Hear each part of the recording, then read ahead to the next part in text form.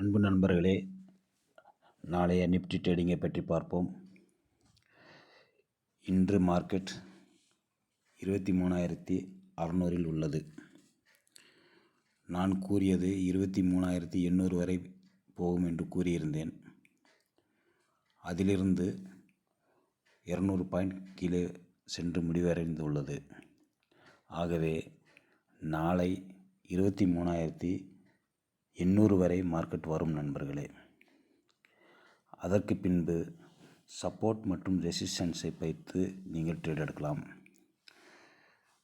Market 23,800 கீழே வந்தால் 23,450 ஒரு சப்போர்ட்டாக உள்ளது.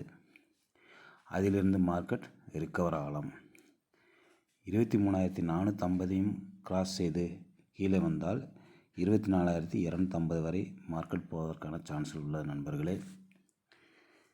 அதே சமயத்தில் 23,900 வரை மார்க்கெட் போகலாம். இது சார்ட் பேட்டர்னின் கணிப்பு நண்பர்களே. நாளை மார்க்கெட் ஓப்பன் ஆன பின்பு நாம் ட்ரேட் எடுப்பதற்கு இந்த சப்போர்ட் மற்றும் ரெசிஸ்டன்ஸை யூஸ் செய்து ட்ரேட் எடுக்க வேண்டும் நண்பர்களே.